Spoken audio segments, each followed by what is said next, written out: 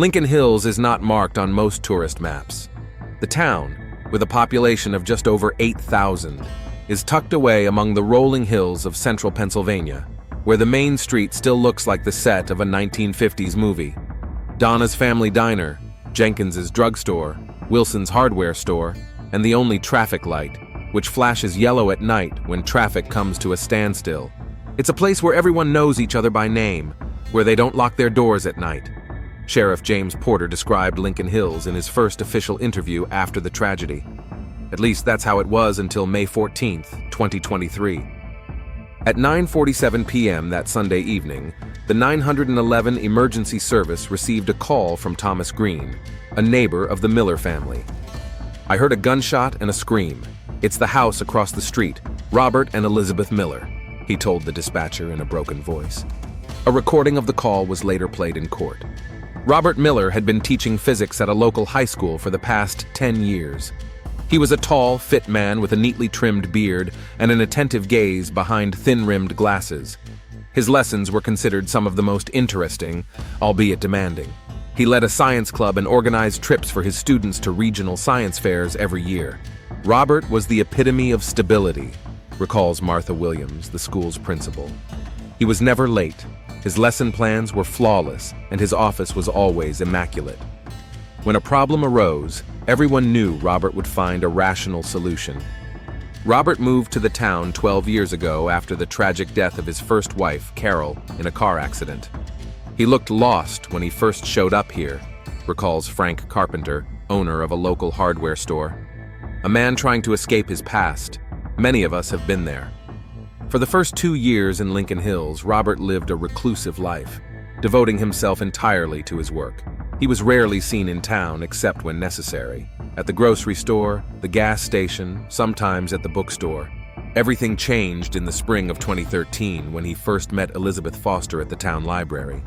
He was looking for a rare book on quantum physics, says Janet Pierce, a former colleague of Elizabeth's. Not only did she find the book, but she also struck up a conversation with him. It was unexpected because Elizabeth usually kept her distance from visitors. Elizabeth had worked at the Lincoln Hills Library since 2012. According to records, she had previously lived in Seattle, where she earned a master's degree in library science. She arrived in town without family, friends, or notable connections, which was unusual but not unique in a small community. She was competent, polite, but always seemed to be behind an invisible wall, Janet describes. She never talked about her past.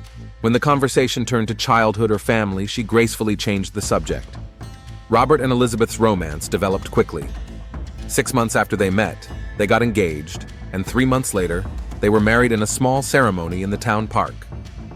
The wedding was modest, with no relatives of the bride in attendance. The couple bought a 2-story house on Claremont Avenue, a quiet street with neat lawns and old maple trees. On weekends, Robert worked in the garden, and Elizabeth was often seen reading on the porch. They did not actively participate in the community, but they were not recluses either.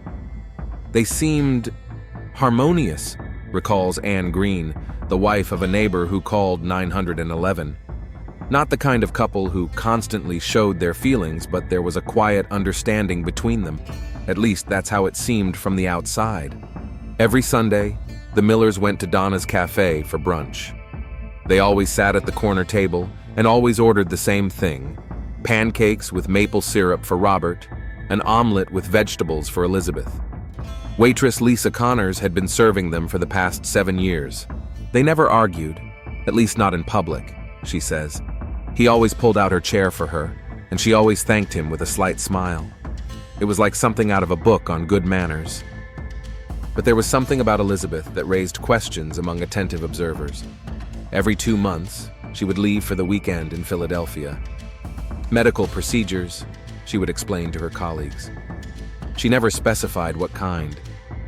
I once asked if she needed any help, Janet recalls. She immediately tensed up and said everything was under control. I didn't ask again. Another peculiarity: Elizabeth never swam in the city pool, even on the hottest days, preferring to stay in the shade with a book while Robert socialized with his colleagues in the water. She didn't go to the gym, although she was in good shape, and she always wore modest clothing, even in the summer. In retrospect, these little things add up, Sheriff Porter says. But back then, who would have noticed? Many people are self-conscious about their bodies or have health issues they don't want to talk about. A week before the tragedy, school staff noticed changes in Robert's behavior. He became distracted and canceled his science club activities twice, something he had never done before. I asked if everything was okay, said Susan Cooper, Robert's English teacher and longtime colleague. He said he had received a strange anonymous letter but wouldn't explain. He just said he was dealing with it. On Sunday, May 14th, the Millers did not show up at Donna's Cafe for their traditional breakfast. In the afternoon, neighbors saw Robert return home with a large envelope in his hands. He looked troubled. Elizabeth was home that day, working on cataloging rare books, a project she had been working on for the past few months.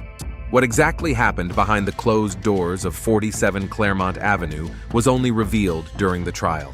But the outcome of these events forever changed not only the lives of the Millers, but also the entire town of Lincoln Hills.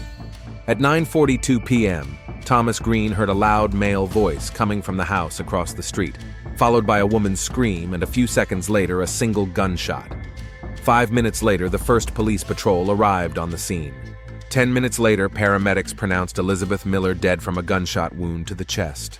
Robert Miller was found sitting on the kitchen floor next to his wife's body, with a gun lying a few feet away. He did not resist arrest and, according to the first officer on the scene, uttered only one phrase: 10 years. 10 years of living a lie. The Lincoln Hills Police Department is located in a modest brick building at the intersection of Main Street and Oak Avenue. Before the tragedy at the Miller home, the most serious crime in the last 5 years was a grocery store robbery. We weren't prepared for a case of this magnitude, Sheriff Porter admits, leafing through a folder of case files. The last murder in Lincoln Hills was in 1994. Robert's first interrogation took place 2 hours after his arrest. The video shows a man with a blank stare, mechanically answering questions. "Do you understand what happened, Mr. Miller?" the sheriff asks.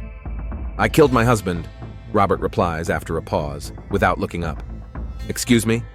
The sheriff leans forward. "Elizabeth. I killed Elizabeth. But Elizabeth wasn't who I thought she was. Not who we all thought she was." Due to the suspect's state of shock, the interrogation was interrupted. The court-appointed attorney, Richard Clark, insisted on a psychiatric evaluation. From a legal standpoint, it was standard procedure, Clark explains. But as a human being, I understood that something extraordinary must have happened to turn a respected teacher into a murderer. Over the next 48 hours, the police searched the Millers' home. In the bedroom, under the floorboards near Elizabeth's dressing table, a safe was found. Inside were documents belonging to Edward Foster, including a birth certificate, an old passport, and medical records of gender reassignment surgery that began in 2005 and was completed in 2011. "We also found 2 cell phones," said Officer Jennifer Rodriguez. "One was the one Elizabeth used every day. The second was hidden in the lining of a travel bag." At the same time, Michael Dawson, a reporter for the local newspaper Lincoln Hills Chronicle, began his own investigation. He had been covering school competitions and city council meetings for nearly 20 years, but now he saw an opportunity for real journalism. "When the murder happened, I knew this was a story that went beyond local gossip," Michael says. Through old connections in the library community, he discovered that Elizabeth Foster had indeed earned a master's degree from the University of Washington, but none of the alumni he interviewed remembered her. "Two remembered a student named Edward Foster who dropped out a semester before graduation in 2008, the journalist says. At the county jail, Robert began sessions with Dr. Sarah Holt, a forensic psychologist. The first meetings were unproductive. Robert responded in monosyllables and often just stared at the wall. "The psyche defends itself against traumatic experiences," Dr. Holt explains. Robert was simultaneously grieving the loss of a loved one and the complete destruction of his reality. On the 4th day of sessions, there was a breakthrough. Dr. Holt showed Robert a photo from his wedding album. "That was the happiest day of my life after Carol died," he said with tears in his eyes. "I thought I had been given a second chance." In the ensuing conversation, Robert talked about his relationship with Elizabeth, how she avoided talking about her past, how she insisted that none of her friends attend the wedding, how she woke up from nightmares, but refused to talk about what she had dreamed. There were physical aspects too, he noted with discomfort. She never let me see her completely naked. The lights were always dimmed, and she always left some piece of clothing on. She explained it away as scars from the accident and shyness. I respected her feelings. The couple's intimate life also had its peculiarities. Elizabeth preferred certain positions and avoided others. I thought it was just her preference. We found compromises. Meanwhile, Michael discovered that Edward Foster really did exist. He was born in Portland in 1978, attended local schools, and then moved to Seattle. His parents died in a plane crash when he was 19. In his high school graduation photo, he's a shy young man with the same expressive eyes as Elizabeth, the journalist points out. There are noticeable similarities in their facial features. Sheriff Porter examined the contents of Elizabeth's second phone. After the data was recovered, correspondence with Dr. Stein, a Philadelphia surgeon specializing in sex reassignment surgery, and messages in a private support group were discovered. In these messages, Elizabeth shared her fears that the truth would come out, the sheriff said. She wrote about her love for her husband and her fear that he would not accept her past because of his conservative views. In one message, dated 3 months before the tragedy, Elizabeth wrote, "Sometimes I wake up in a cold sweat thinking he knows. I know I built our marriage on a lie, but does that mean our love isn't real?" Passions were running high in the town. The Miller story became the talk of the town, and opinions were divided. "Imagine the shock of that poor man," says Margaret Davis, owner of a flower shop. 10 years of living with someone who lied to you about something so fundamental. "No deception justifies murder," counters David Chen, a family doctor. "Elizabeth lived as a woman. What exactly was the deception? Everyone has a right to their personal history." Tensions reached a peak when a message appeared on the wall of the school where Robert taught, "Murderer and transphobe." In response, Robert's support group organized a prayer vigil outside the courthouse. Michael received an anonymous call from a person who claimed to have been Elizabeth's roommate when she was still Edward. According to him, Edward began the transition process while still in school but kept it a secret, the journalist said. He also mentioned that Edward had experienced a transphobic attack, which intensified his fear of being exposed. The journalist discovered that in 2010, Edward officially changed his name to Elizabeth and obtained new documents. In 2012, she moved to Lincoln Hills, a place where no one knew her past. She chose a town where she could control her history, Michael concludes, a small community far enough away from her past. On the 7th day of his detention, Robert spoke coherently for the first time about the events that led to the tragedy. A week before the murder, he received an anonymous letter with copies of medical records and a note. "She is not who she says she is. Your wife was born a man." "At first, I thought it was someone's cruel joke," he said. "But then I started noticing details I had ignored before." For a week, Robert was in a state of inner conflict. "I loved her. I was afraid of losing our marriage. Part of me just wanted to throw the letter away." On Sunday, May 14th, he decided to talk to her. In the afternoon, he went to a library in a neighboring town and used their computer to search for information that confirmed his fears. "I got home at 5 in the evening," Robert recalls. Elizabeth was in her study. I showed her the documents and asked, "Is this true?" According to him, Elizabeth did not deny it. After a long silence, she confessed that she was born Edward Foster and had undergone gender transition before they met. "She cried and said she had always wanted to tell me but was afraid," Robert continues. "She said she loved me and that the last 10 years had been the happiest of her life." A painful conversation ensued. Elizabeth talked about her struggle with gender identity, her decision to begin transitioning, and her fear of rejection. Robert tried to process information that completely changed his understanding of their life together. "I felt betrayed, not because of her past, but because of 10 years of lies," he explains. "If she could hide something so fundamental, was any part of our life real?" As the evening wore on, the conversation turned into an argument. Elizabeth insisted that her feelings had always been genuine, while Robert accused her of manipulation. I told her she stole 10 years of my life, that if I had known the truth, I would never have married her, Robert admits. She asked if that meant all our years together meant nothing. I shouted that it was all a lie. According to him, Elizabeth shouted that maybe she should have stayed Edward and never tried to be herself. She lunged toward the desk drawer. I thought she was reaching for the gun. There was a gun in the drawer. I got there first. And then all I remember is the sound of the shot and her eyes, full of shock. This version is questioned by investigators.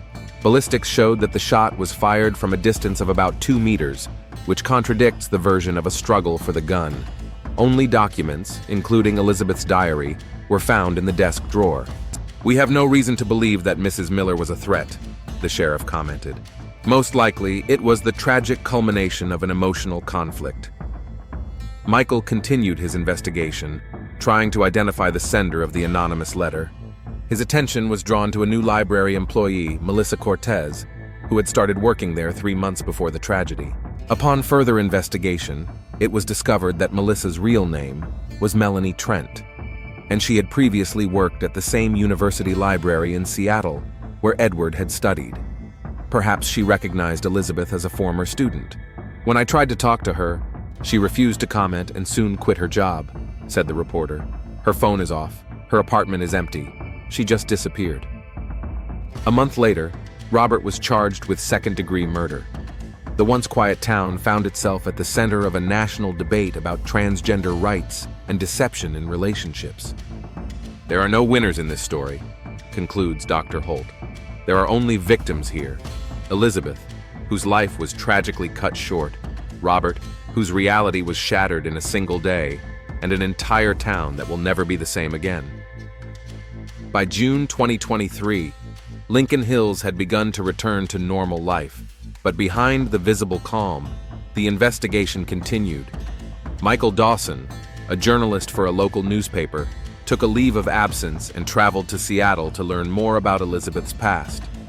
I knew I had to dig deeper to get the full picture, Michael explains. Elizabeth didn't just appear out of nowhere. Edward had his own story, his own motives for such a radical change in his life. First on the journalist's list was Dr. Alan Berger, a professor of library science who had supervised Edward Foster's thesis. Edward was one of my most promising students, recalls the professor. A brilliant mind, an incredible memory, but he always seemed out of place, as if he were constantly playing a role that didn't suit him. In one photo, Edward stands apart from a group of students, a thin young man with long hair, wearing a baggy suit and a forced smile. He didn't finish his studies, the professor continues. He disappeared a few months before his thesis defense. I tried to contact him, but to no avail. Michael tracked down Rachel Kimura, Edward's former classmate, who was now working as a curator at the Portland Museum. After some hesitation, she agreed to talk about her friend. He always felt like he was in the wrong body, Rachel said. From early childhood. When his parents died, he was left all alone and finally decided to do what he had been thinking about for a long time, to start living as a woman. According to her, Edward began taking hormones while still in college, but kept it a secret from everyone except a few close friends. His decision to drop out of college was related to an incident on campus when a group of students discovered his hormone medications and began spreading rumors. He was desperate, Rachel recalls. I helped him leave Seattle. We kept in touch for the first few years. Then she said she wanted to completely cut ties with her past and start a new life. The journalist also met with Dr. Jason Harris, the doctor who helped Edward with hormone therapy in the early stages. As a friend, I can say that Edward was one of the bravest people I knew, the doctor said. The decision to transition was not impulsive. It was the result of years of internal struggle and self-discovery. On his last day in Seattle, Michael received an anonymous phone call. A woman identifying herself as Carol Denvers, a former employee of the university clinic, shared important information. In 2009, Edward's medical records, including information about his gender dysphoria, were copied by an employee named Patrick Trent, who threatened to send copies to professors and students, she said. The administration fired Patrick, but that was the last straw for Edward. Patrick has a sister, Melanie, Carol added. She worked in the library. They were very close and shared the same views. Back in Lincoln Hills, Michael shared his findings with Sheriff Porter. The theory that Melissa Cortez was actually Melanie Trent, the sister of the man who had once persecuted Edward, was gaining traction. "We confirmed that Melanie Trent is Patrick's sister," the sheriff said. "She changed her last name after her divorce. Interestingly, she applied for a job at the Lincoln Hills Library after the article about Elizabeth with her photo was published." A search of Melissa's apartment turned up scraps of photographs and medical documents similar to those sent to Robert, as well as a draft letter with the words, "You deserve to know the truth about your wife." While the police searched for Melanie, Dr. Sarah Holt continued her sessions with Robert at the county jail. By this time, the initial shock had begun to wear off, and he became more open about his feelings. "The hardest thing to accept is that I really loved her," Robert admits. "Not some image or illusion, but the person I lived with for 10 years. And now I don't know if it was real, if she was real." According to Dr. Holt, Robert is in a state of complex grief, complicated by feelings of betrayal and the destruction of his basic perceptions of reality. "It's like a person who finds out they've been living in a movie set their whole life," she explains.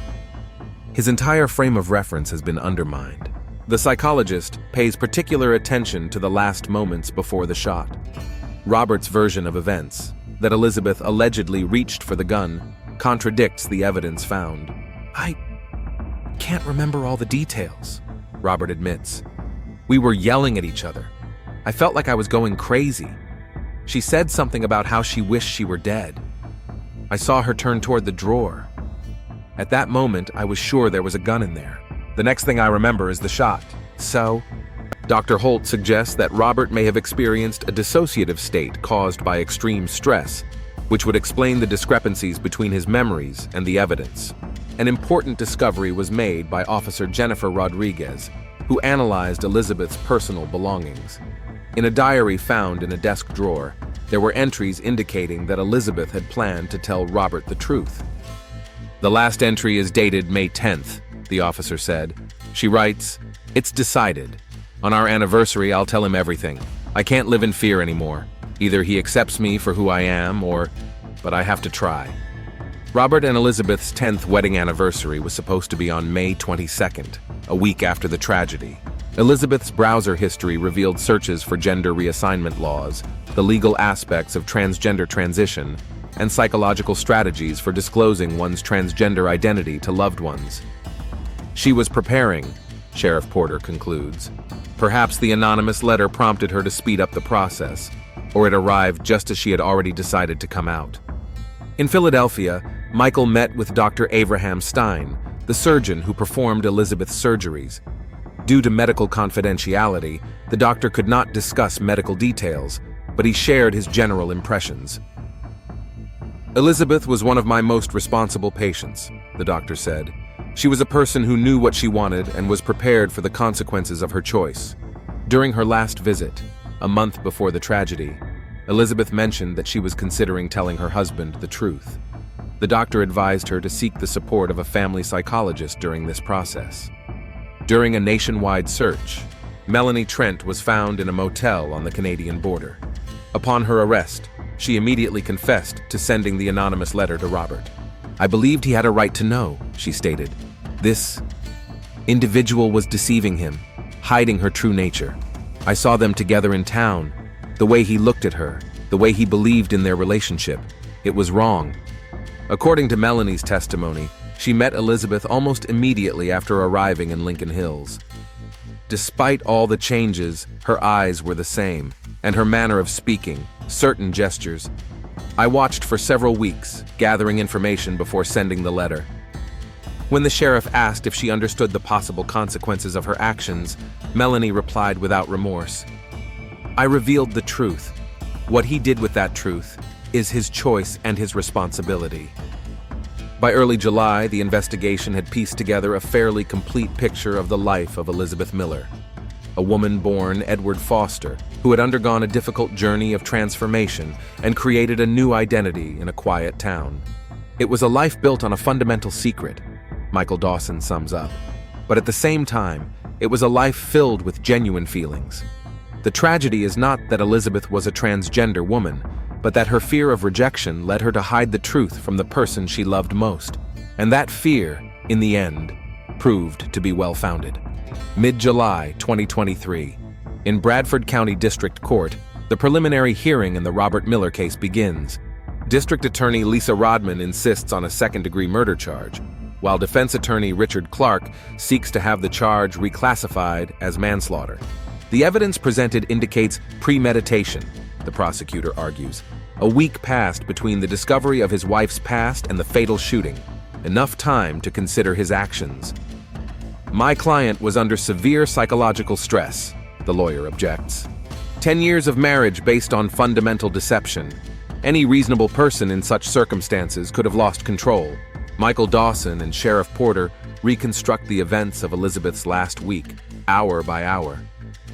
An anonymous letter arrived on May 7th. The sheriff shows the case file. The envelope had no return address, and inside were photocopies of Edward Foster's medical records, photos from before his gender transition, and a short note typed on a computer. Forensic analysis confirmed that the documents were printed on a printer at the Lincoln Hills Library, which points to Melanie Trent. Melanie herself does not deny her actions, but rejects responsibility for the consequences. "I just did what I thought was right," she said. If she had been honest with her husband from the beginning, none of this would have happened. Robert's colleagues note that he changed noticeably after receiving the letter. "He became distracted and quiet," recalls Susan Cooper, an English teacher. At the meeting, he sat staring at one spot. During the week between receiving the letter and the tragedy, Robert took no obvious action. He did not consult with lawyers or psychologists, outwardly trying to maintain his usual routine. "This is a classic example of delayed reaction to trauma," explains Dr. Holt. "The information was so contrary to everything he knew about his life that his mind simply couldn't accept it right away." During those same days, Elizabeth, unaware of the letter, was preparing for her own confession. According to her diary, she booked a table at the restaurant where she and Robert had celebrated their first wedding anniversary. She ordered a special cake. She bought tickets for a weekend getaway to a mountain resort, perhaps hoping for a quiet conversation away from the city. "She was preparing for the worst, but hoping for the best," Michael comments. Her search history contains dozens of articles about successful coming-out stories to partners, advice from psychologists, and stories from other transgender people. At the same time, Elizabeth consulted with a lawyer about transgender status and marriage. Adriana Ramirez, who specializes in LGBT+ rights, confirmed meetings with Elizabeth in April. She was interested in the law regarding marriages entered into before the official change of gender status, the lawyer recalls. She was concerned about the legal consequences of disclosing the information. The fateful day of May 14th began as usual. Neighbors saw Elizabeth working in the garden in the morning and Robert doing minor repairs in the garage. Outwardly, the couple showed no signs of the storm that was brewing. After lunch, at around 1:30 p.m., Robert drove to a public library in the neighboring town of Greenwood. Surveillance cameras confirmed that he was there from 2:15 p.m. to 4:45 p.m. He used a public computer to search for information about transgender people, sex reassignment surgery, and the psychological aspects of transgender transition, a police technical expert confirmed. In the last hour, he searched for information about weapons and domestic violence in situations of deception. The searches for possible use of weapons indicate premeditation, the prosecutor notes. The defense offers a different interpretation. "My client was in a state of deep turmoil and was trying to understand how other people reacted in similar situations," Clark's lawyer claims. Robert returned home at around 5:30 p.m. Elizabeth was working in her home office cataloging rare books at the time.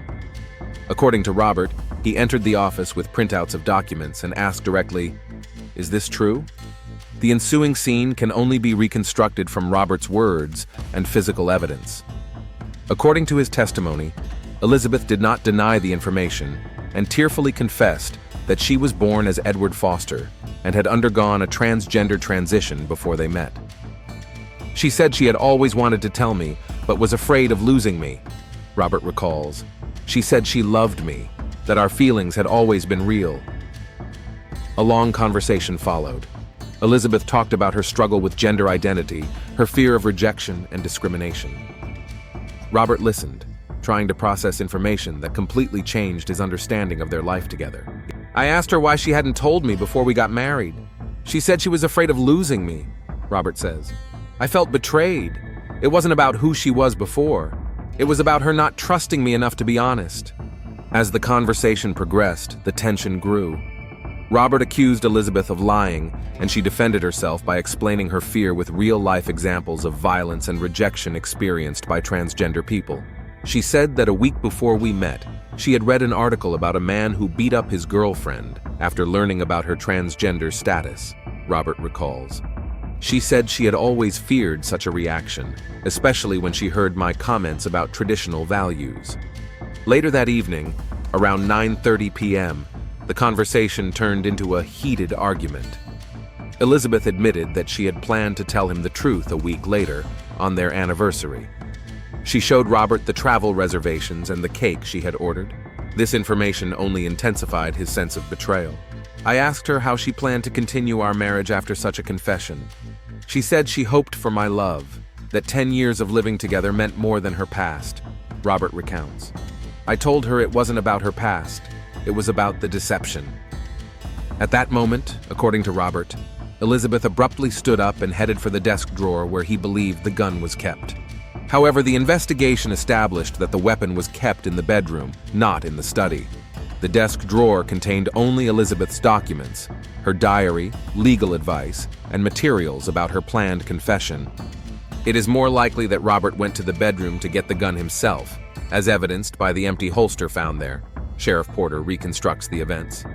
He returned to the study and shot Elizabeth from a distance of about 2 meters. The single shot hit Elizabeth in the chest, killing her almost instantly. According to the medical examiner's report, her face was frozen in an expression not of fear, but rather of surprise and sadness. After the shot, Robert did not attempt to flee. He put the gun on the floor, sat down next to his wife's body, and remained in that position until the police arrived. The first officer to arrive at the scene described his condition as catatonic. Robert did not respond to questions, and only after repeated attempts to get his attention did he utter the phrase, 10 years of living a lie. A psychiatric evaluation did not reveal any chronic mental disorders in Robert, but confirmed the presence of an acute stress reaction at the time of the crime. This condition does not exempt him from responsibility, but it may affect the classification of the crime, explains Dr. Holt. In moments of extreme emotional stress, a person may not act fully consciously. The key question in the investigation remained the motive. Was Robert's reaction dictated by transphobia, as LGBT+ activists claimed, or was it solely related to the fact that he had been deceived for a long time, as the defense insisted? An analysis of Robert's personal correspondence and public statements revealed no clear signs of transphobia. Colleagues and friends describe him as conservative but not radical in his views. I don't think Robert killed Elizabeth because of her transgender status per se, Michael Dawson argues. Rather, it was his feeling of total betrayal. He felt that the last 10 years of his life had been built on a lie. Melanie Trent's position was also a significant factor. During questioning, she expressed no remorse, effectively placing the blame for what happened on Elizabeth herself. If she had been honest from the start, none of this would have happened, Melanie said. I just revealed the truth that she had been hiding for years. Prosecutor Rodman initiated a separate investigation against Melanie on charges of harassment and possible incitement to violence. Ms. Trent's actions were not innocent disclosures, the prosecutor said. She deliberately tracked down Elizabeth, moved in next door to her, and chose the most destructive way to expose her past. As the trial date of September 2023 approaches, public interest in the case has only grown. Robert and Elizabeth's story has become the subject of national debates about transgender rights, the ethics of disclosure in relationships, and the boundaries of privacy. There are no easy answers to this tragedy, concludes Dr. Holt. It raises profound questions about trust, identity, and how well we really know the people we love, about a person's right to their personal history, and at the same time, a partner's right to make informed decisions about their life. September 2023, Bradford County Court is packed with journalists, activists, and local residents filling every available seat. Today marks the start of the trial of Robert Miller, accused of murdering his wife, Elizabeth. Robert sits at the defense table, visibly thinner, his eyes dull.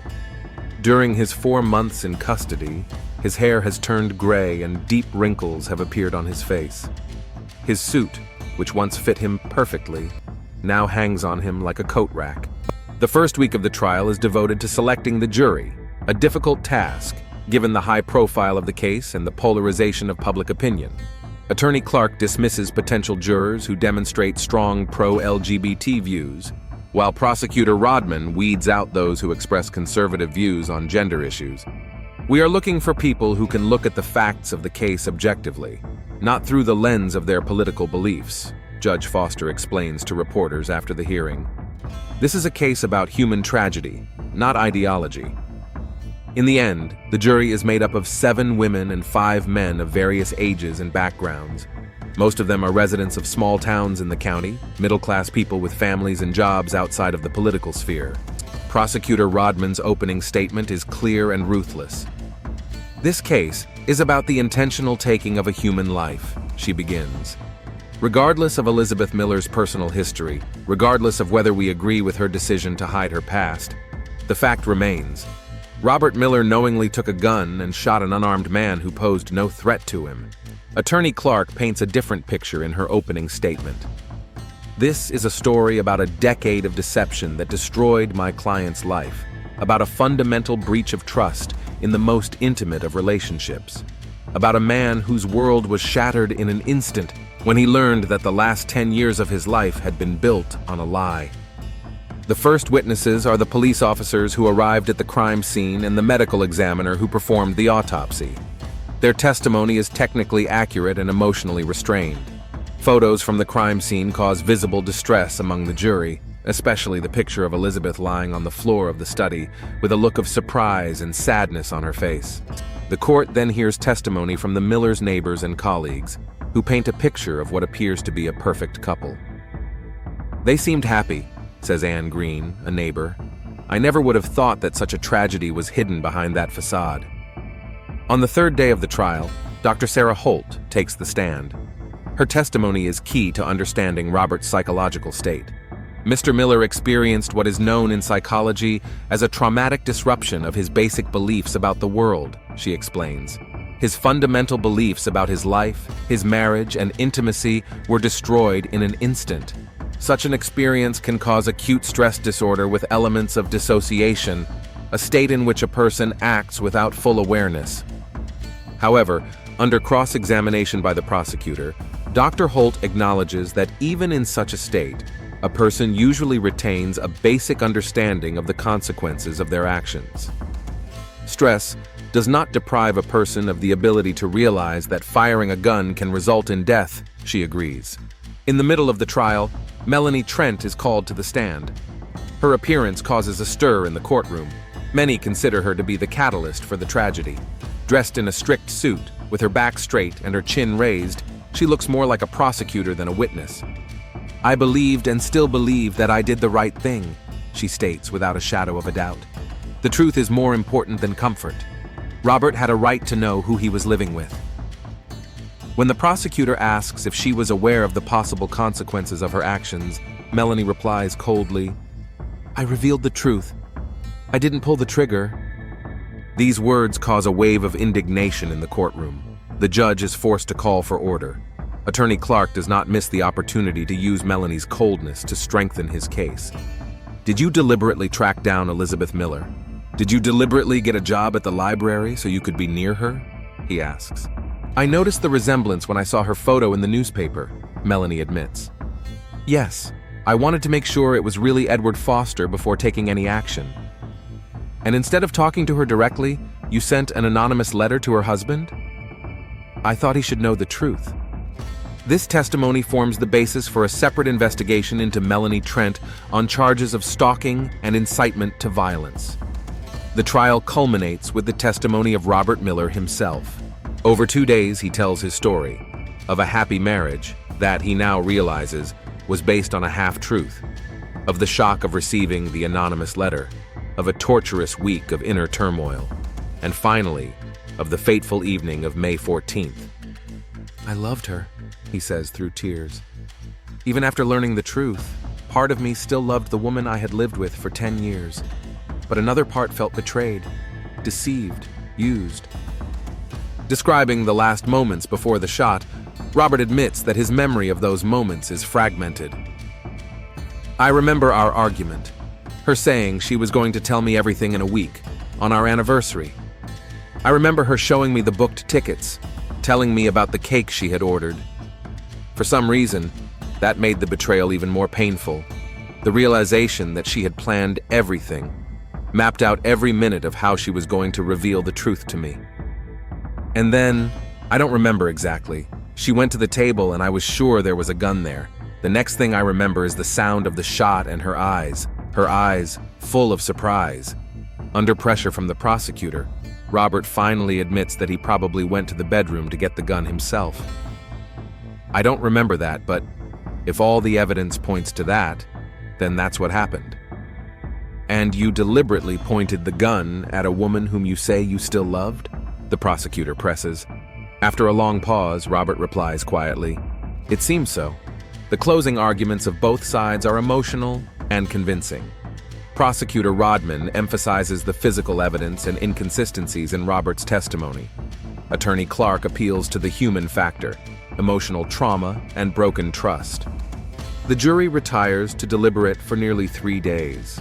During this time, activists from both sides of the ideological spectrum demonstrate outside the courthouse. LGBTQ rights advocates demand justice for Elizabeth, while conservative groups express their support for Robert. The jury's verdict is delivered in complete silence in the courtroom, guilty of second-degree murder. Robert accepts the verdict with his head bowed, showing no visible emotion. Judge Foster sentences him to 15 years in prison, with the possibility of parole after 10 years.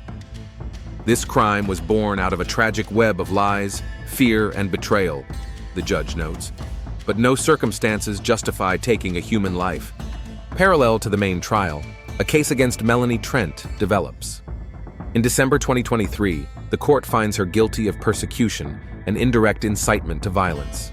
She receives a 3-year suspended sentence and 200 hours of community service in organizations that help victims of domestic violence. The Miller story does not end with the sentencing. Over the next year, it becomes the subject of numerous discussions, documentaries, and academic studies.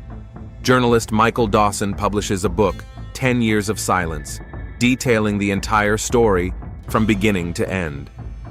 The tragedy has a significant impact on the Lincoln Hills community. Once known for its peaceful, almost idyllic atmosphere, the town becomes a symbol of the hidden tensions and contradictions of modern society. Many of us are now asking ourselves, how well do we know our neighbors, our friends, even our family members? Reflects Frank Carpenter, owner of a local store. Elizabeth lived among us for 10 years, and no one had any idea about her past. What else don't we know about each other?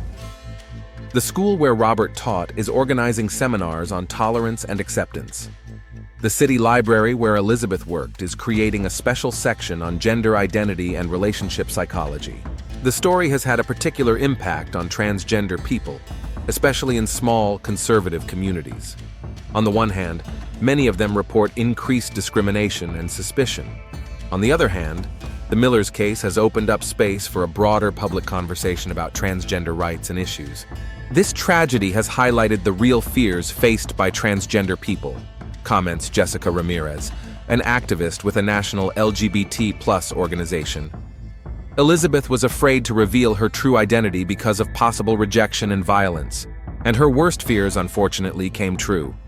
At the same time, conservative commentators are using the story as an argument for the right to informed consent in relationships.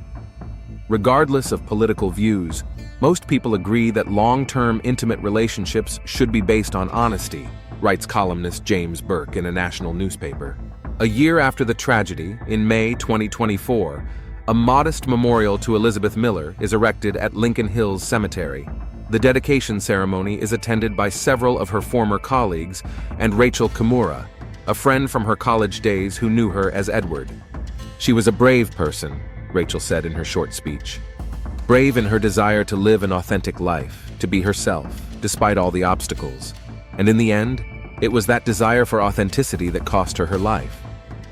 In prison, Robert Miller is participating in a rehabilitation and psychological support program. According to the prison psychologist, he is gradually coming to terms with and accepting his actions. The process of accepting responsibility is long and painful, the specialist notes, but he is beginning to understand that, despite all the circumstances, it was his decisions that led to the tragedy. In one of his rare interviews with journalist Michael Dawson a year after the trial, Robert reflects on what happened. "I wonder what would have happened if she had told me the truth, as she planned to do. In a calm environment, at a prepared moment, could I have accepted her story, her true self? Sometimes I think so, that our love was stronger than this secret. And sometimes I don't know." When asked what he would like to say to other people in a similar situation, Robert replies, "Breathe, just breathe. Don't make decisions in the heat of the moment. Talk to someone, a friend, a therapist, anyone. Because some decisions can't be undone, and you have to live with the consequences for the rest of your life." In the final scene of her documentary, Lincoln Hills, director Amanda Chen shows the Millers' empty house on Claremont Avenue. It stands uninhabited, with boarded-up windows and an overgrown garden, a silent reminder of the tragedy that unfolded within its walls. None of the locals want to buy the house, despite its significantly reduced price. Some stories don't have clear lessons or morals, Michael Dawson concludes in the epilogue to his book. The story of Robert and Elizabeth is a story of love and deception, of fear and trust, of personal freedom and responsibility to those we love. It is a story about how the secrets we keep to protect ourselves sometimes become time bombs capable of destroying everything we have built. And the saddest part of this story is that we will never know if they could have found another way out. Could they have overcome this chasm of misunderstanding and pain if the truth had come out differently? All we know is that on that May evening in the quiet town of Lincoln Hills, 2 lives ended, one physically, the other metaphorically. And the echoes of this tragedy will continue to reverberate for years to come.